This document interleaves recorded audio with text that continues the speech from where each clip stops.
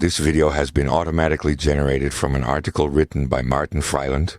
That's me, on martinfreiland.com. Reuters reports today, January 19, 2026, that the Iranian authorities are considering lifting the internet restrictions in the country.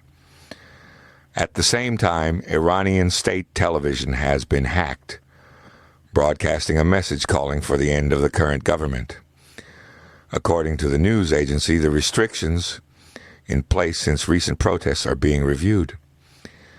The hack is presented as an act of internal resistance, aiming to create the illusion of an unsustainable situation. What they want you to believe is a story about an oppressive regime giving in to the pressure of the people. The reality is that this play was written in the master script years ago. The regime in Tehran is not an independent actor, but an installed puppet of the same deep forces that direct the world stage. The Ayatollahs play the dictator, as portrayed in the movie The Dictator by Sacha Baron, known for Borat. And we have seen this more often on the world stage. The real deep state installs those dictators only to eliminate them when it is planned in the predetermined script. Nothing is spontaneous. Everything is planned. It is no coincidence that I have been able to predict things years in advance. It takes a while before it happens, but it does. That is because it is a script with a predetermined end goal. This entire Iranian spectacle serves a larger, messianic narrative that I have been describing on this site for years. The oppression by the Iranian regime must seem so extreme and hopeless that the population longs for a strong man to come and restore order.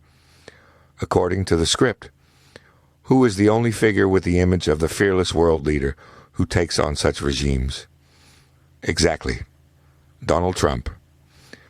He is positioned as the savior who will exorcise the evil spirit in Iran. It is the prelude to his transformation into the messianic role required by the endgame of the script. Hacking the state television is just part of the theater, designed to fuel the narrative of internal resistance and legitimize the next phase. It is a signal to the population, but especially to the Western public. See, the people are resisting. There is hope, but they need an external savior. Everything from the initial restriction to the promised freedom falls within the controlled parameters of the script.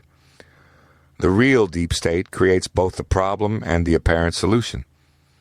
And where would the good old feigned Israel versus Palestine conflict have been if the CIA had not created Hamas and replaced the Iranian Shah, king, in 1979?